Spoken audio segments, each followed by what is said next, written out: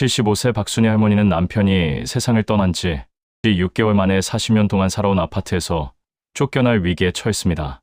자식들이 법원에 상속재산 분할 청구를 한 겁니다. 박 할머니의 눈물은 지금 이 순간에도 대한민국 어디선가 똑같이 반복되고 있습니다. 안녕하십니까? 저는 노년 생활환경을 연구해온 이중구입니다. 지난 20년 동안 3천 건이 넘는 상속 상담을 진행하면서 너무나 많은 어르신들이 몰라서, 정말 몰라서 평생 모은 재산을 하루아침에 잃은 모습을 봤습니다. 오늘 이 영상에서는 변호사 사무실 찾아가면 상담료만 50만 원 내야 듣는 이야기, 법무사한테 물어봐도 제대로 안 알려주는 핵심 내용을 전부 공개해드리겠습니다. 특히 영상 후반부에는 부동산 중개사장님들도 깜짝 놀라는 집 빨리 비싸게 파는 비법까지 다 알려드립니다. 이건 한번 들어두시면 평생 써먹을 수 있는 진짜 돈 되는 정보입니다. 통계청 자료를 보면 배우자가 돌아가신 후 상속 문제로 법원에까지 가는 사건이 연간 3만 건을 넘습니다. 3만 건입니다. 하루에 80건이 넘는 가정에서 가족끼리 법정 싸움을 하고 있다는 뜻입니다. 그런데 더 놀라운 건 뭔지 아십니까? 이 모든 비극이 단 3가지만 알고 계셨다면 완전히 막을 수 있었다는 사실입니다. 본격적인 이야기 시작하기 전에 여러분께 꼭 부탁드릴 게 있습니다. 지금 바로 아래에 있는 좋아요 버튼 한 번만 눌러주세요. 그리고 구독 버튼 옆에 있는 알림 설정까지 켜두시면 앞으로 이런 중요한 정보를 가장 먼저 받아보실 수 있습니다. 여러분의 작은 관심 하나가 더 많은 어르신들이 억울하게 재산 잃는 일을 막는 큰 힘이 됩니다. 본격적으로 해결책을 말씀드리기 전에 먼저 여러분께 질문 몇 가지를 드려보겠습니다. 이건 여러분이 지금 얼마나 위험한 상황에 계신지 스스로 체크해 보시는 겁니다. 솔직하게 대답해 보세요. 아무도 안 보고 있으니까 부끄러워하실 필요 없습니다. 첫 번째, 지금 살고 계신 집이 배우자분 단독 명의로 되어 있습니까? 네, 아니면 아니오로 대답해 보세요. 두 번째, 자녀가 2명 이상이십니까? 세 번째, 유언장이나 상속 계획을 따로 세워두신 적이 없으십니까? 네 번째, 주택연금이나 신탁 같은 제도에 대해 잘 모르십니까? 다섯 번째, 안심상속이라는 제도가 있다는 걸 오늘 처음 들으셨습니까?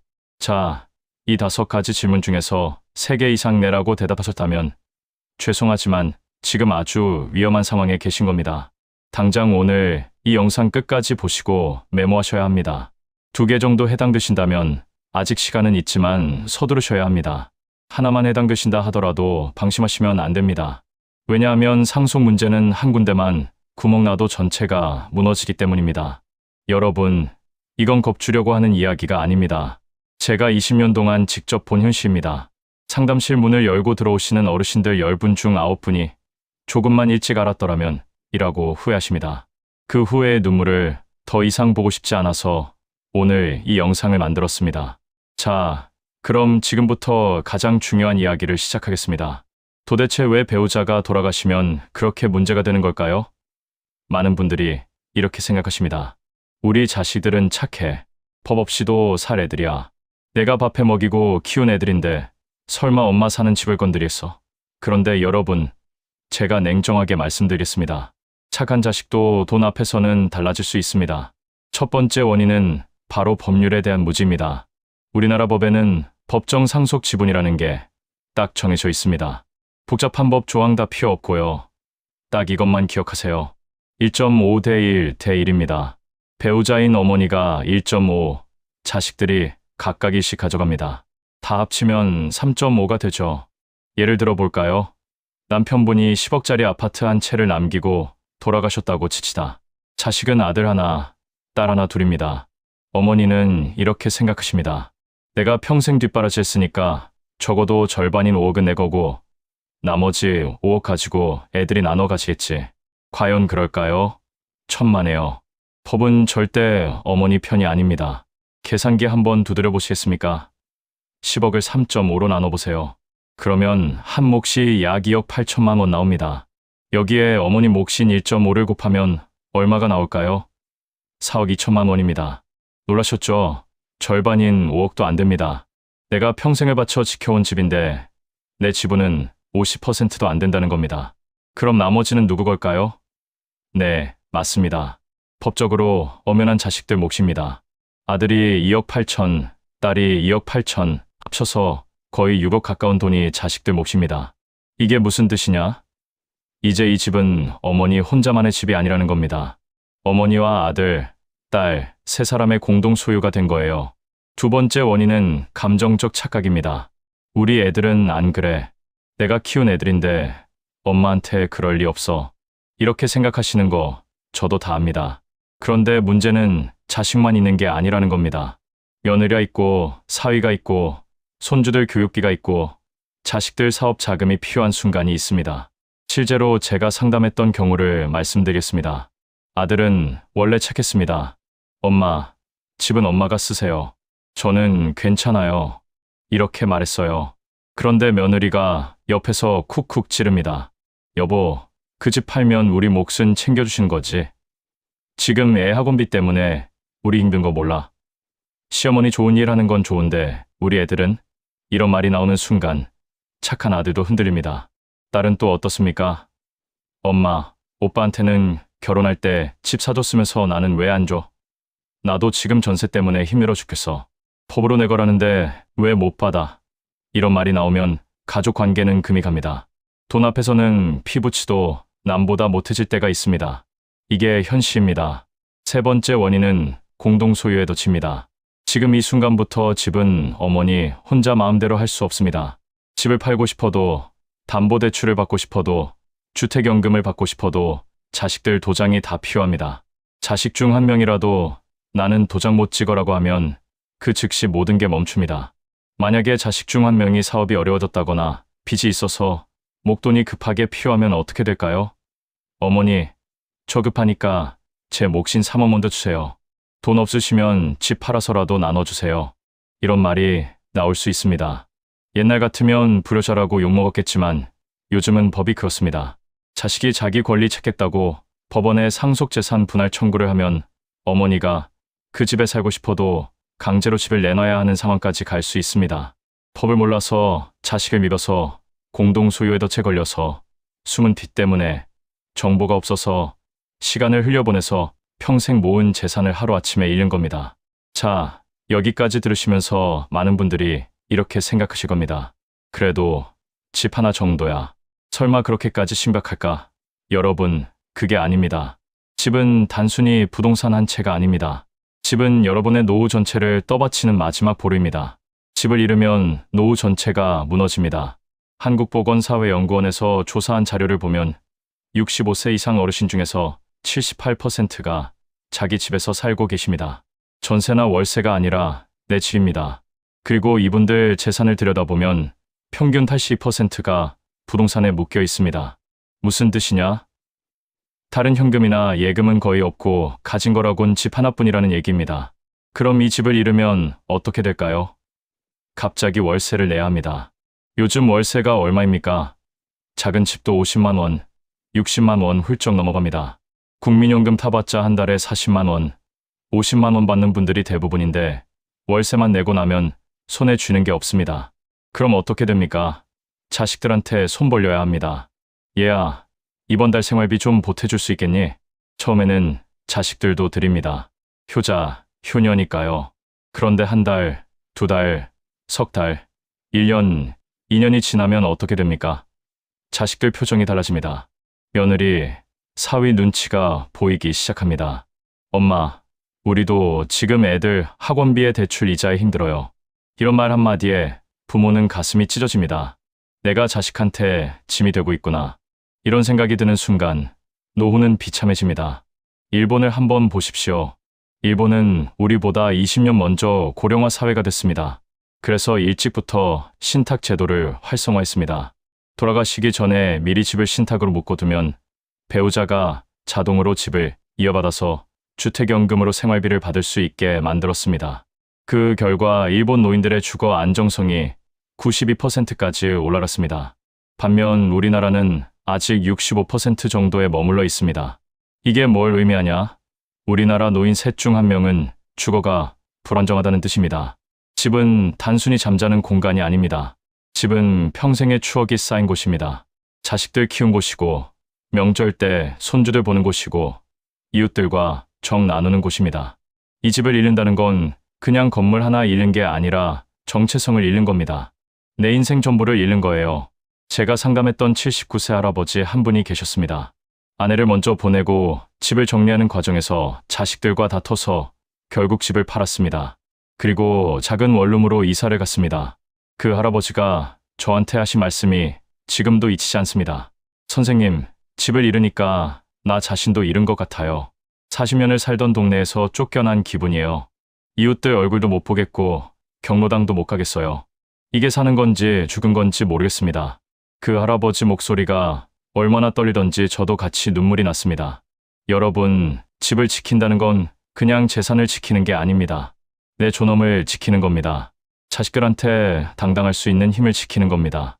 얘들아, 엄마는 내 집 있고 주택연금으로 생활비 나오니까 너희는 신경 쓰지 마라. 이 한마디를 할 수 있는 것. 이게 얼마나 큰 힘인지 아십니까?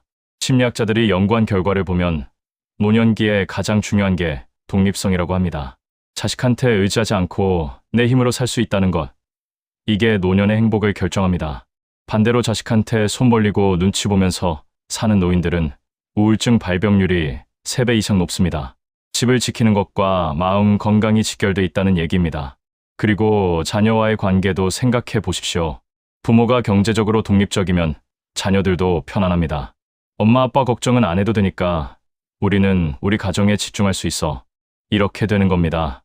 그런데 반대로 부모가 매달 손 벌리면 자녀들도 스트레스 받습니다. 효도하고 싶어도 자기 살림도 빠듯한데 부모까지 챙기려니 힘든 겁니다. 이게 쌓이고 쌓이면 가족 관계가 틀어집니다. 한 사례를 말씀드리겠습니다. 대구에 사시는 71세 최영수 할아버지 이야기입니다. 이 할아버지도 비슷한 상황이었습니다. 공시가격 10억짜리 아파트가 있었고 자녀는 아들 하나, 딸 하나 둘이었습니다. 그런데 이 할아버지는 아무 준비를 안 하셨습니다.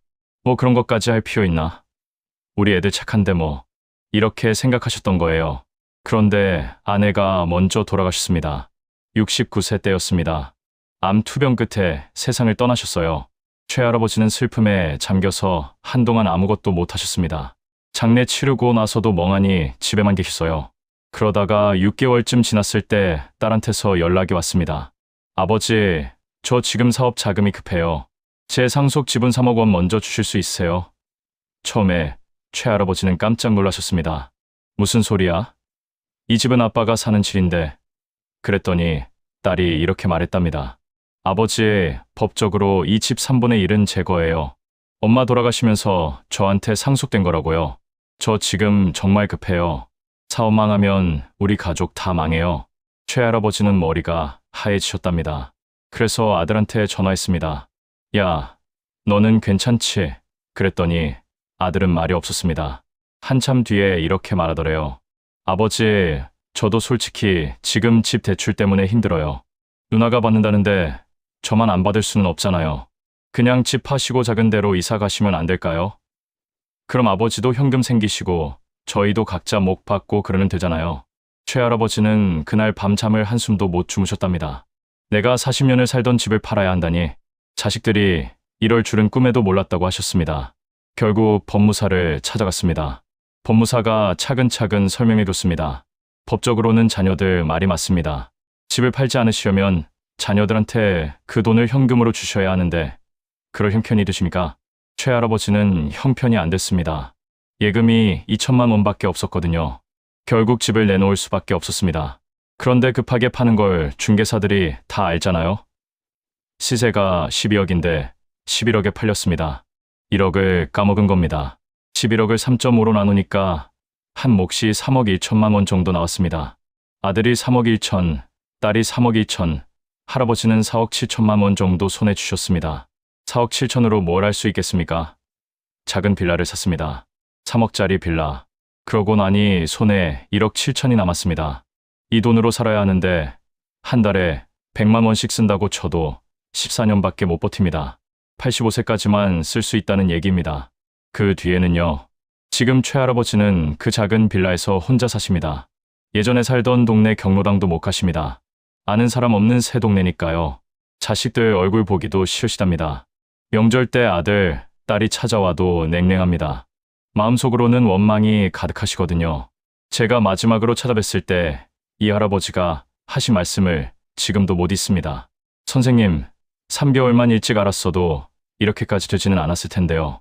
준비 안 한 게 평생 후회예요. 여기까지 들으시면서 마음이 많이 무거우셨을 겁니다. 그런데 여러분, 이제부터가 진짜 중요합니다.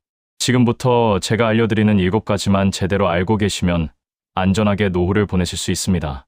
첫 번째 생존 전략은 안심상속 원스톱 서비스입니다. 이게 뭐냐? 배우자가 돌아가시면 가장 먼저 해야 할 일이 재산과 빚을 파악하는 겁니다. 은행 계좌가 어디 있는지, 보험은 뭐가 있는지, 주식은 갖고 있는지, 땅은 어디 있는지, 반대로 빚은 없는지, 이걸 일일이 찾아다니면 죽을 맛입니다. 은행마다 찾아가서 번호표 뽑고 기다리고 서류 떼고 한 달이 걸려도 모자랍니다. 그런데 이 안심상속 서비스를 신청하면 딱 한 번에 다 나옵니다. 주민센터에 사망 신고하러 가실 때 딱 한마디만 하시면 됩니다. 재산 조회도 같이 해주세요. 이렇게만 말씀하시면 담당 공무원이 다 처리해 줍니다. 그러면 2주 안에 문자로 결과가 옵니다. 은행 예금, 대출, 보험, 주식, 부동산, 자동차, 국민연금까지 쫙 나옵니다. 이거 정말 편합니다. 여기서 중요한 게 뭐냐? 재산보다 빚을 먼저 봐야 합니다. 빚이 1원이라도 보이면 즉시 다음 단계로 넘어가셔야 해요. 그게 바로 두 번째 전략입니다. 두 번째 생존 전략은 상속 포기와 한정 승인입니다. 안심상속 조회 결과를 봤는데 빚이 재산보다 많으면 어떻게 해야 할까요? 그냥 받으시면 안 됩니다. 재산도 물려받지만 빚도 같이 물려받거든요. 이럴 때 쓰는 게 상속 포기입니다. 그러면 재산도 못 받지만 빚도 안 받습니다. 그런데 만약에 재산도 좀 있고 빚도 좀 있다. 이럴 땐 한정 승인을 합니다. 재산 범위 안에서만 빚을 갚겠습니다. 이렇게 하는 거예요. 예를 들어 재산이 5천만 원, 빚이 8천만 원이면 5천만 원만 갚고 나머지 3천만 원은 안 갚아도 됩니다. 여기서 절대 잊으면 안 되는 게 기한입니다. 딱 3개월입니다. 배우자가 돌아가신 걸 안 날부터 3개월 안에 법원에 신청해야 합니다. 3개월 하루라도 지나면 무조건 다 받는 걸로 굳어집니다. 빚이 1억이든 2억이든 다 떠안게 됩니다. 그래서 제가 아까부터 계속 강조하는 겁니다. 3개월. 이 숫자를 절대 잊지 마십시오.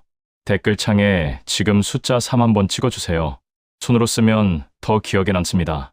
세 번째 생존 전략은 신탁 방식 주택연금입니다. 이게 제가 오늘 가장 강력하게 추천드리는 방법입니다. 이게 왜 좋으냐? 남편이 살아계실 때 부부가 함께 가입하면 나중에 한 분이 돌아가셔도 남은 분이 자동으로 연금을 다 받습니다. 자식들 도장 필요 없습니다. 자식들이 반대해도 소용없습니다. 법적으로 자동 승계되거든요. 일반 주택연금하고 뭐가 다르냐고요? 일반 주택연금은 남편이 돌아가시면 아내가 이어받으려고 할 때 자식들 동의가 필요합니다. 만약 자식 중 한 명이라도 나는 도장 못 찍어 하면 연금이 끊깁니다. 그런데 신탁 방식은 그럴 걱정이 아예 없습니다. 집 소유권을 주택금융공사에 신탁으로 맡겨두는 거라서 자식들이 손도 못 대요. 게다가 좋은 게 또 있습니다. 취득세가 한 푼도 안 듭니다. 공동명의로 바꾸면 취득세만 수백만 원 나가는데 신탁 방식은 0원입니다. 조건도 까다롭지 않습니다. 집값은 공시가격으로 12억 원 이하면 됩니다. 실제 시세로는 16억, 17억 하는 집도 다 됩니다. 나이는 부부 중 한 분만 55세 넘으시면 가능합니다. 아파트뿐만 아니라 빌라, 단독주택도 다 됩니다. 딱 하나 조건이 있습니다. 세입자가 없어야 합니다. 방 한 칸이라도 세 주고 계시면 신탁 등기가 안 됩니다. 보증금 정리하시고 신청하셔야 해요. 전화번호 알려드릴게요. 주택금융공사 1688-1114입니다. 내일 당장 전화하셔서 신탁 방식 주택연금 상담 좀 해주세요. 딱 이 한마디만 하시면 됩니다. 상담 받으시고 등기부등본, 신분증 챙겨서 부부가 함께 가시면 일주일 안에 다 처리됩니다. 이론은 이제 충분히 들으셨습니다. 그런데 아무리 좋은 방법을 알아도 실천하지 않으면 소용없습니다. 그래서 지금부터는 오늘 당장, 내일 당장 여러분이 할 수 있는 구체적인 실천 방법을 알려드리겠습니다. 전화번호, 가야 할 장소, 해야 할 말까지 다 알려드릴 테니까 그대로만 따라하시면 됩니다. 첫 번째 실천법은 부부가 함께 주택금융공사 상담받기입니다. 이건 남편, 아내 두 분 다 살아 계실 때 하는 겁니다. 가장 좋은 방법이에요. 내일 아침에 일어나자마자 전화하십시오. 1688-1114. 아침 9시부터 전화 받습니다. 전화하시면 상담원이 나옵니다.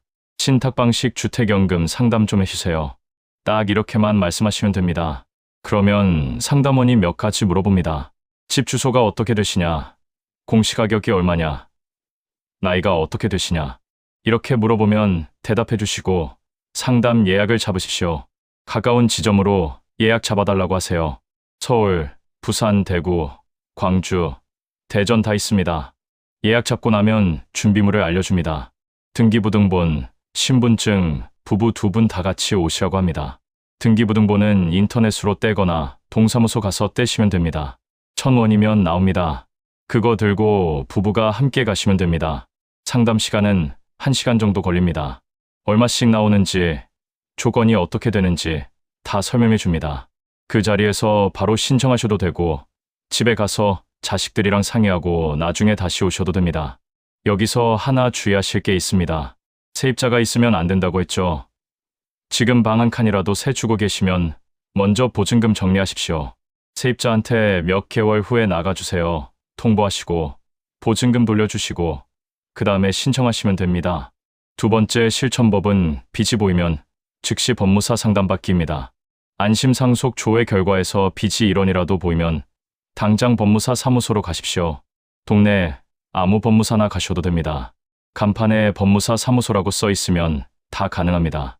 가셔서 상속 상담 좀 받고 싶습니다 하시고 안심상속 조회 결과 종이를 보여주십시오. 법무사가 보고 판단해 줍니다.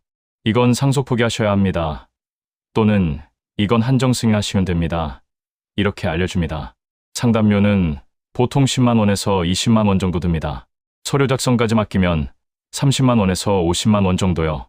이거 아까워하시면 안 됩니다. 이 돈으로 수천만 원, 수억 원짜리 빚을 막는 겁니다. 그리고 절대 잊지 마세요. 3개월입니다. 돌아가신 걸 안 날부터 3개월 안에 법원에 서류 넣어야 합니다. 법무사가 다 해주니까 걱정 마시고 빨리만 가시면 됩니다. 2개월 반쯤 지나서 가시면 법무사도 좀 힘들어합니다. 2개월 안에 가시는 게 제일 좋습니다. 여러분, 준비는 자식을 못 믿어서 하는 게 아닙니다. 사랑하기 때문에 하는 겁니다. 내가 준비해야 자식들이 자유롭습니다. 내가 당당해야 자식들이 편안합니다. 오늘부터 시작하시면 석 달 후에 여러분은 이렇게 말할 수 있을 겁니다. 얘들아, 걱정 마라. 엄마 아빠 노후는 우리가 다 준비해뒀다. 너희는 너희 인생 행복하게 살아라. 이 한마디를 할 수 있는 것. 그게 진짜 부모의 사랑 아니겠습니까? 오늘 영상이 도움이 되셨다면 아래 좋아요 버튼 꾹 눌러주십시오. 여러분의 좋아요 하나가 더 많은 어르신들께 이 정보를 전달하는 힘이 됩니다. 그리고 구독 버튼 옆에 있는 알림 설정까지 켜두시면 앞으로 노후 준비에 꼭 필요한 정보들을 가장 먼저 받아보실 수 있습니다. 감사합니다.